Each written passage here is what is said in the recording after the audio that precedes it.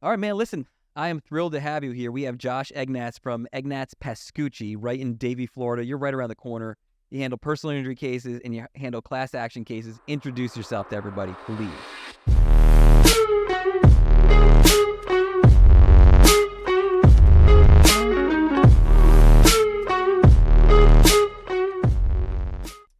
That's right. Thank you for having me. We're neighbors right around the corner. My name is Josh Eggnatz, local lawyer. Practice is pretty much split between plaintiff's personal injury, consumer class actions. Grew up in the area, went to elementary, middle, high school here, went to law school in the area.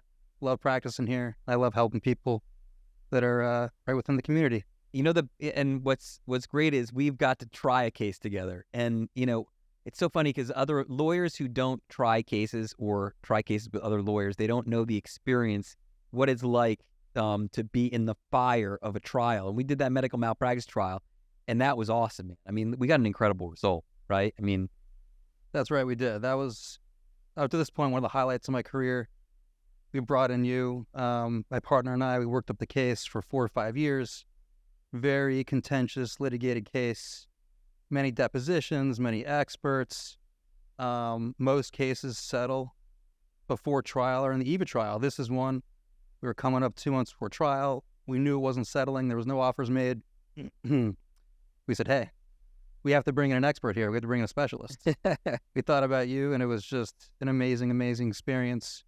We learned so much from you, so thank you for joining us. absolutely. We got a great result. Client was super happy. Very, very impressed with everything that you did. We hit the ground running. You know, we've had difficulty at times bringing in other lawyers on cases. You get one of two things. You either get, hey, thanks for bringing me in. Now I'm just going to take a back seat. Or you get someone that says, this is my case now. We don't care about what you have to say, Josh. But with you, it's just a very symbiotic relationship. You were the trial expert, evidence rules, jury selection, all the tech in the courtroom, amazing things. And we lived and breathed the case for 4 or 5 years.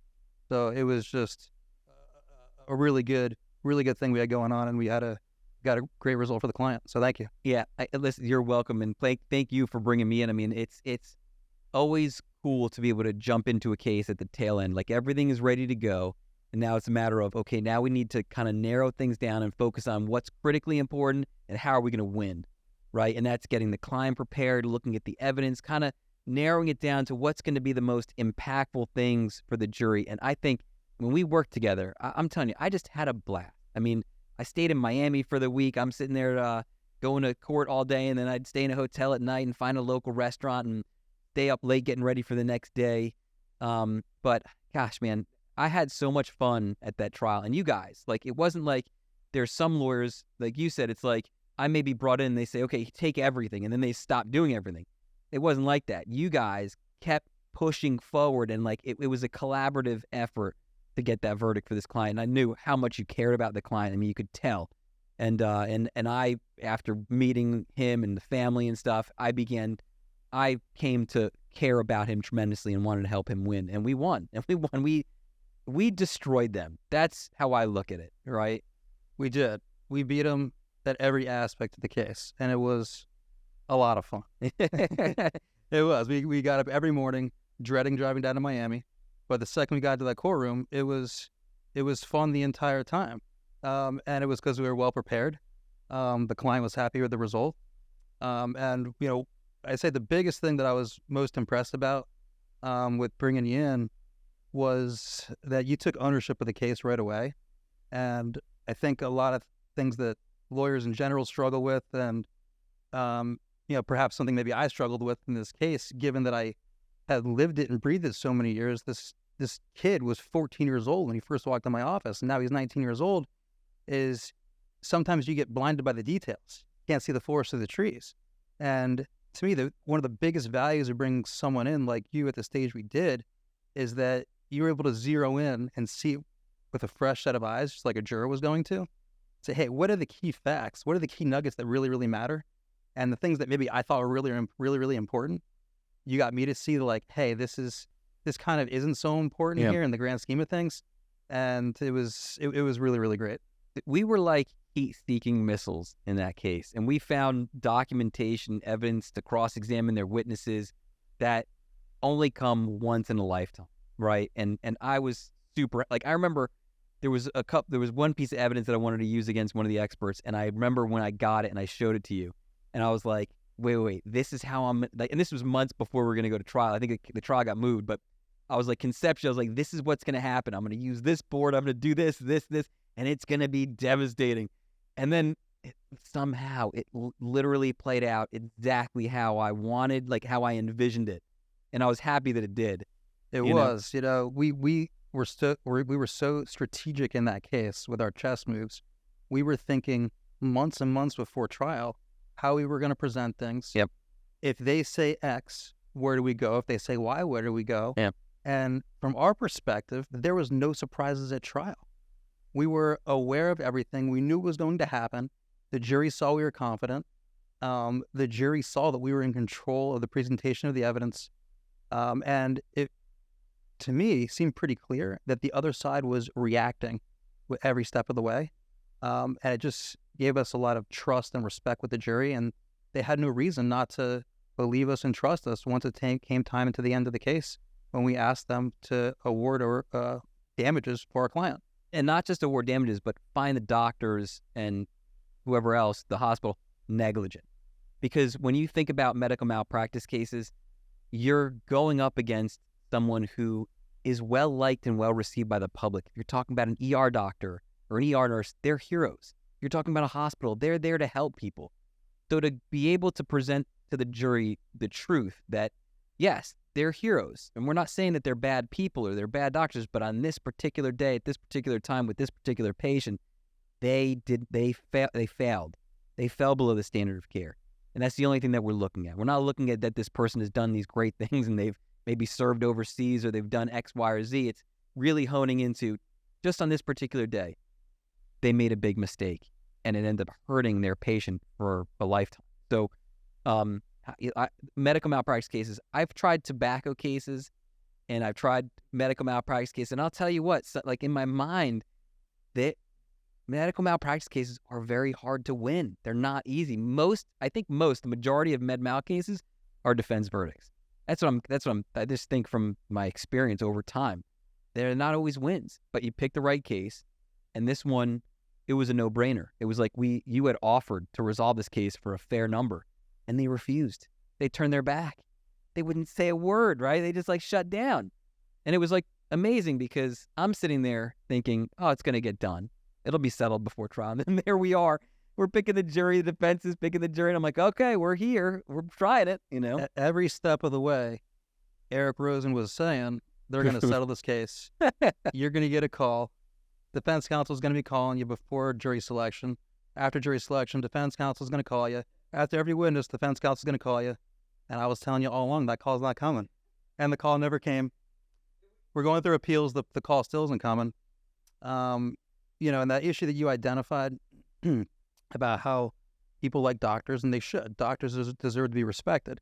And yes, most verdicts are defense verdicts. In medical malpractice, it's even more. And that was a huge challenge we had to deal with in this case is, I don't want to say not humanizing the doctor, or I don't want to say demonizing the doctor in any way or discounting what they do, but we had to be very aware of the fact that we're just now trying this case on the heels of COVID. And doctors are our heroes. They're there doing the best they can.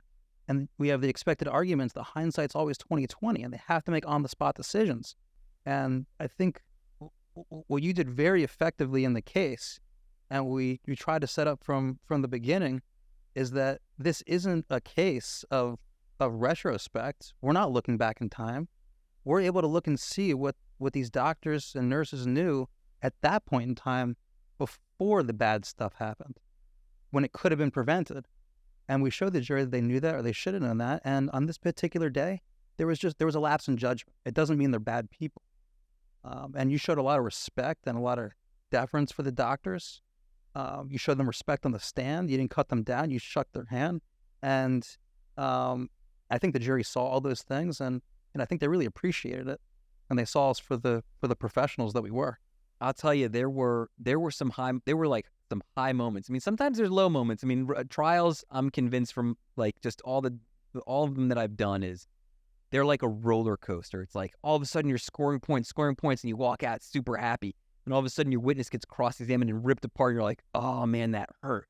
Like, this is bad. And then all of a sudden you go back and and then you bring it back. It's like this roller coaster ride. And I'll tell you, there were roller coasters in that ride. Like when some of our witnesses got cross-examined, we were just sitting there holding our breath. You know, it hurt. Some of it stung, but we brought it back. But there were some high moments and like some of those moments in a courtroom that just happen only once in a lifetime. I remember after I finished cross-examining one of their experts, and we did it by Zoom.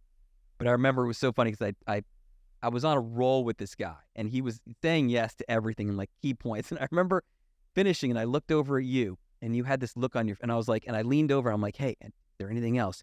And you looked at me like with this look in your eyes, like, nothing else. And I got like, no further questions. Then we took a break. We went in the hallway and you gave me a big hug. You're like, oh my God, what just happened? You got the big old Eggnatz bear hug. It was a good feeling, you know? And after that, about an hour later is when one of the defense lawyers came up to me and she whispered, man, I just wish the cross-examination of that expert was, quote, less excellent. It was then that I knew that everybody in the courtroom knew that something magical just happened, and it was. That was the best cross-examination I'd ever seen, whether it be in real court or even in just a trial ad, moot court type setting. It was textbook. You took that expert who was their expert, and after his direct examination, we kind of had that lull, like, oh man, we're getting crushed here. The case just turned. And after your cross, we flipped him, and he became our expert. He was our expert. And it was magical. Yeah, that was fun. So, all right, listen, I want to talk about class actions, okay? Because I know that your law firm specializes in class actions. You were the guy that if there's a class action or I see something that could be multi-plaintiff, I'm reaching out to you and saying, hey, what do you think about this case? And I've done it on a couple different issues. I think it was the Liver King. I saw him and I was like, listen, what do you think about this Liver King guy? Seems like he's been doing some false and deceptive stuff, even though I love the Liver King, okay? And we didn't bring a case against him. So tell everyone a little bit about your class action practice and how lawyers can get in touch with you to talk to you about different cases. Yeah. So you said one thing in the setup that I wanted to hone in on right away, which is if I have a case with lots of people, right? And lots of people, including lawyers, think I have to have all these people. I have to have accumulated a lot of clients to bring a class action. And I think because of that mindset, it just deters a lot of people from going after companies when they may have an individual client who was harmed by just a little amount of money, right? They were just ripped off a little bit by some false and deceptive practice. But all it needs is just one person who's felt wronged, who is willing to stand up not only for their own rights, but for the rights of others, to be the voice of the class, to be a class representative. So when the lawsuit's first filed, we don't have to be aware of anybody else except for the individual plaintiff, the one person that's walked into our office who's felt wronged. And in our practice, what we do is we target companies who've engaged in some sort of false, deceptive, or unfair practice that has hurt consumers in their pocketbook. For example, we do a lot of food labeling cases and dietary supplement cases. An example of one of those cases is Canada Dry Ginger Ale, brought in the can right here. So this is a case where they claimed made from real ginger, right? Ends up there's 0 ginger in this can.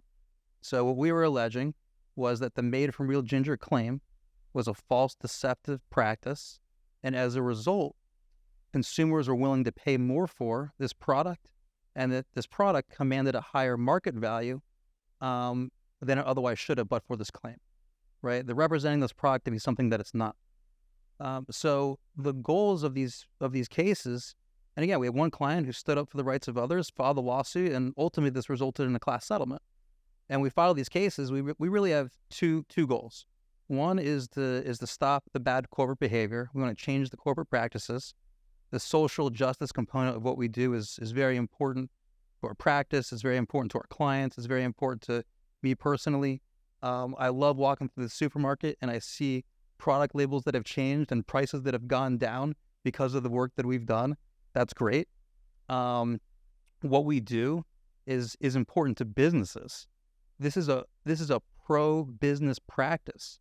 It's pro business in that when bad companies do things in a way, when they don't compete fairly in the marketplace, it hurts businesses that are doing things the right way.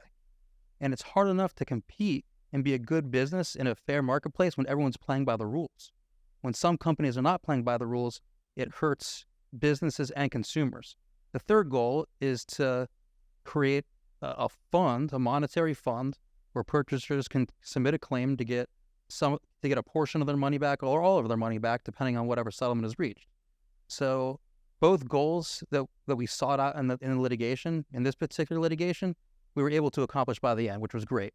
And there was a monetary fund. I forget the exact figure, but it was somewhere in the range of $3 to $4 million, where consumers were able to submit a claim to get $20 back or so, depending on the amount of products that they purchased. The label has been changed. They no longer say made it from real ginger. And the hope is that it normalized fairness in the marketplace as a result. I love this case so much, because when I think of Canada Dry, I think of an honest, straightforward company. And there's so many companies out there that we as consumers just trust. We believe them. And when you walked in with this can, and we were going to talk about these different cases that you work on, these class actions, and I looked at it and it says made from real ginger. And you said, like, that's not true. It wasn't made from real ginger. We were able to prove that. And I looked at it, I go, what? Like, that to me blows my mind, that a company would market something that's not true. That's not truthful. And when I drink ginger ale, I think to myself, I'm drinking real ginger. It's going to settle my stomach. It has those properties of the natural ginger. If I'm on a boat, I think I was on a cruise ship a couple weeks ago, and I was drinking ginger ale thinking there's real ginger in there.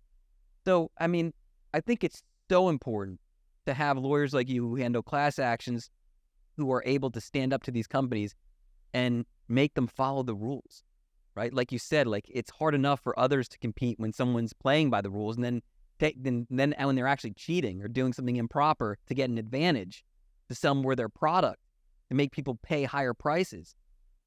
That's bad news. That's bad. So, I mean, that's like some cases I hear about. Like, I think I talked to you about there was like the 4-minute, I forget what it was. It was like this mac and cheese. It was like the 4-minute mac and cheese, but it really takes 5 minutes to cook. Like, some of those were like, okay, well, you know, that's a little bit, there's an argument there that doesn't sound like a great case.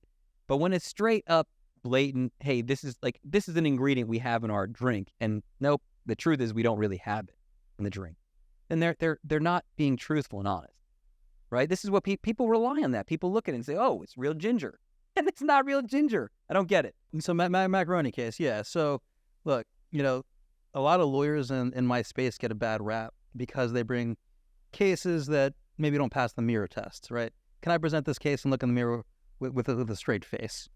And although there may be a colorable claim there, at least the cases that we pursue, we always want to make sure that we're pursuing a claim that is important, that we feel is important to us. Sure. And that most consumers are going to, when they hear about the case, they're going to say, hey, this is important. This isn't a waste of anyone's time. And perhaps most importantly is, what is the court's perception going to be of the case that we're bringing? Is the court going to feel that this is a waste of my time to litigate this, to resolve this case and to spend time in this case, or is this something that is actually worthy of the court's time? And most of these cases are brought in federal court. Federal judges are very busy. They're dealing with both criminal cases, civil cases, from murder to RICO cases. And look, if you're bringing in a case about mac and cheese heating up in 3.5 minutes versus 4.5 minutes, I understand the legal theory, but I think most people looking at that would say, this isn't a good use of the court's time, right? And does this really matter?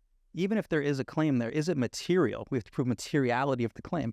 Is it material? Are people not buying the product because of that, or buying the product because of that? Whereas in our food cases, you know, we believe these are important cases. It's material. What do people care more about than their family and what they're feeding their family, feeding their kids, they're putting in their own bodies. So these cases, they're not just about normalizing market competition in the market and driving price down. It's also about freedom of choice. Nothing's more important to people, no matter what side of the spectrum you're on, is about choice. Everyone wants the freedom of choice and being able to make a decision based on good information. And when mom is at the store and she's choosing between all the cheesy snacks on the shelf, now, why is mom going to choose the $8 product versus the $2 product? The only reason she does that is because of what she's being told in the label, and she thinks the $8 product is either healthier for some reason, it has no preservatives or whatever it may be. That's why mom's willing to spend her hard-earned money on that versus the $2 product. And our job in these cases is to explain to the court, explain to a jury if we get there, let's strip away the label. Let's strip away what you're being told. Let's look at what this product actually is on the inside. Now, would you still be willing to pay $8 versus $2? Now that you know the truth, do you feel misled?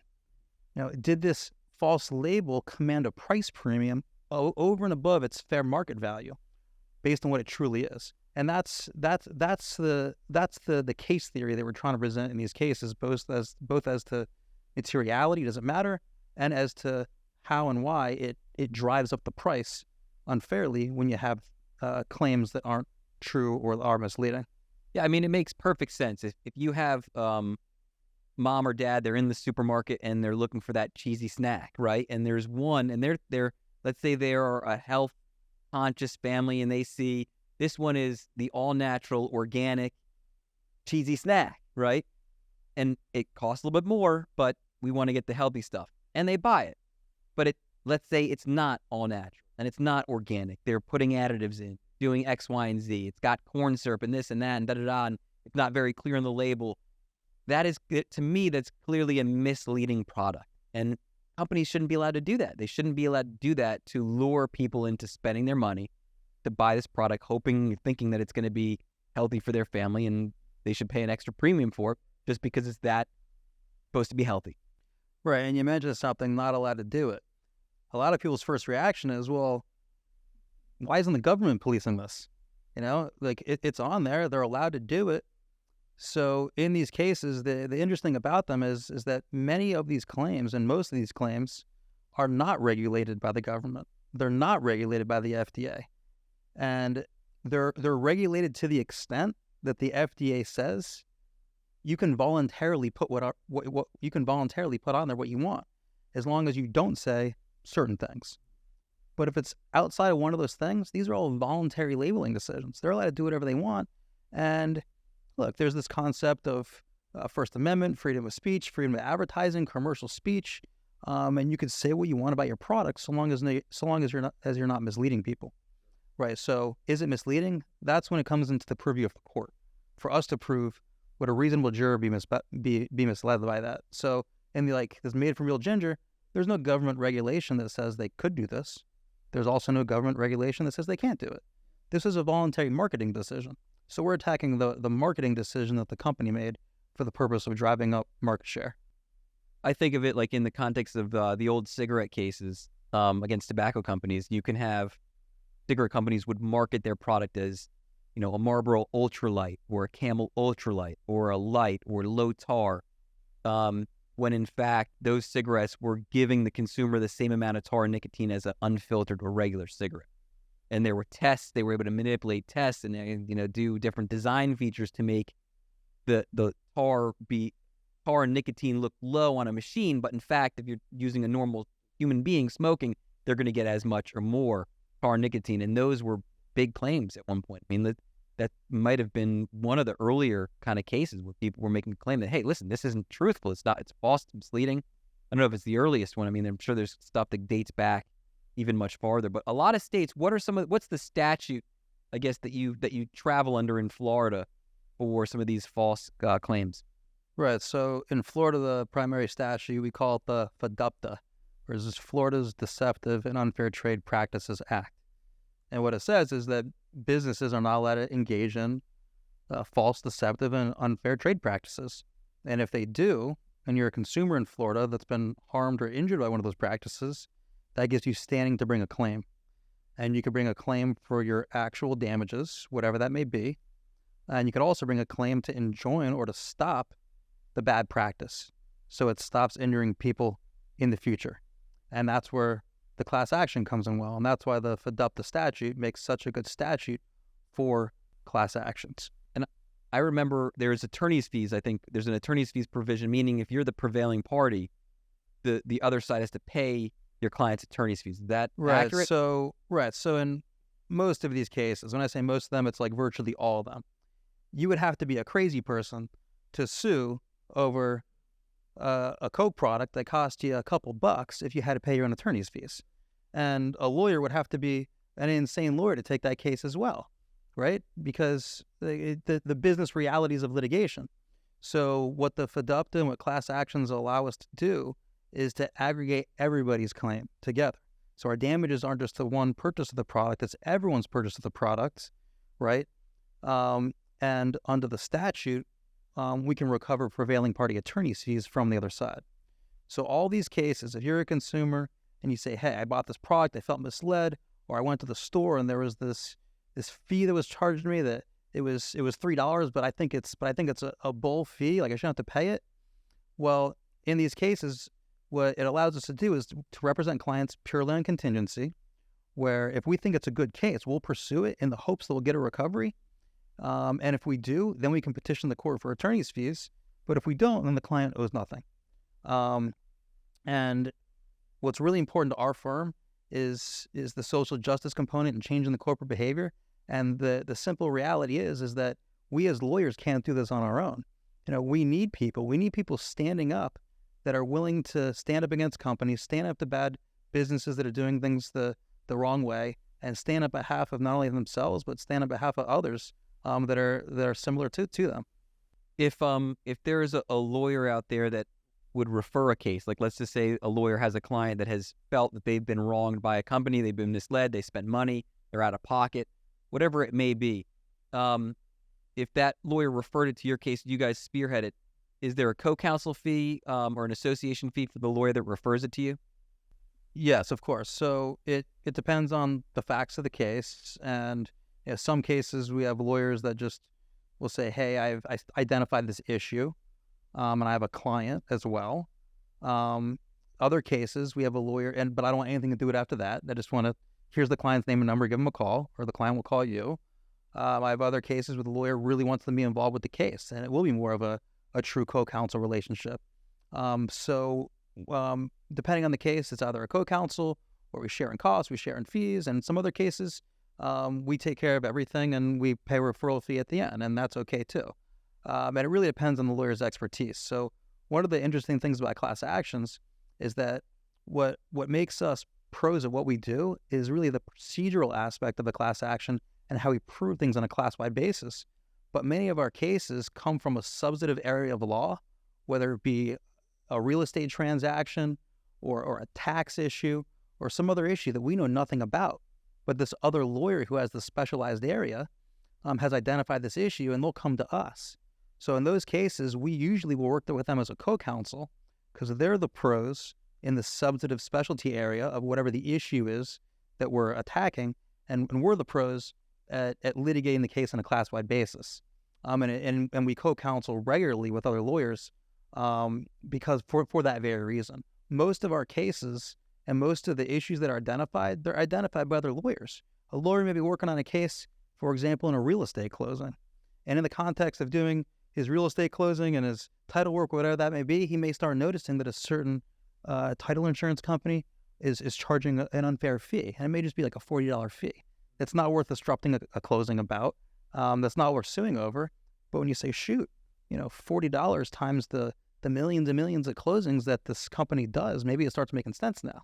And that's a situation where if you're a lawyer, you would come to a firm like us and you say, hey, identify this issue. How do we turn this into a class-wide case? One of the things that, because I've done a little bit of class work, and I could be wrong, but I remember that one of the elements of getting class certification is that class counsel is competent to handle the case. And is that one of the elements? Yeah, so one of the elements is adequacy. Both the client has to be an adequate class rep, meaning his interests align with the class he's seeking to represent. And two is that class counsel must be an adequate class counsel, meaning they can effectively and adequately represent the class throughout the course of the litigation. And that is sometimes a litigated point. and it's adequate both in the law, adequate in class action work, and you have the financial wherewithal to litigate this case to the end.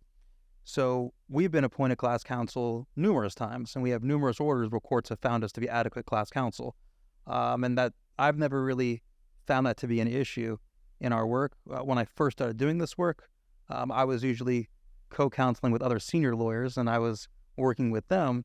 But now that time has gone on, the roles have started shifting a little bit, and there's many cases now where we're the only lawyers involved, and the court has appointed us as class counsel with no issue.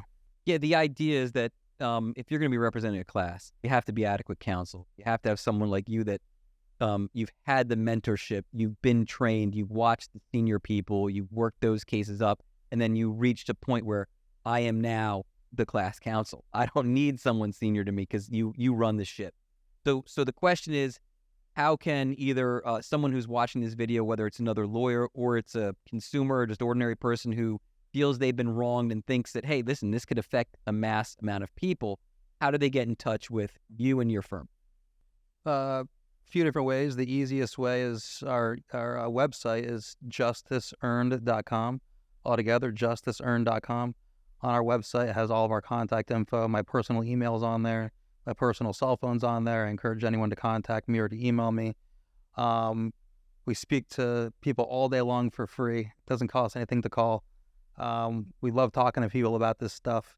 And the worst thing that can happen is we work through it and we brainstorm a little bit and we say, hey, this doesn't make sense for one reason or another to pursue on a class-wide basis. Is there something we could do for the client individually? And many times that doesn't make sense either, but at least we'll talk the client through those issues. And that's probably the best way to reach us without me rattling off my phone number for everyone to remember. Instagram, TikTok, you're on it? We're on it. All the social media, Justice Earned. And I've seen some of the TikToks. They're doing great. I'm trying to keep up with the master here. You've been a good role model. All right. Well, listen, man, I appreciate you coming here. Justiceearned.com. They're going to all come and visit your website. Again, I'm thrilled that you came here. I'm thrilled that we got to try that case together. Hopefully it gets resolved one of these days. But listen, this is a great interview, man. The class action king. I appreciate it. Class action king. We got the liver king, the fruit king, and the class action king. Love it. All right, man.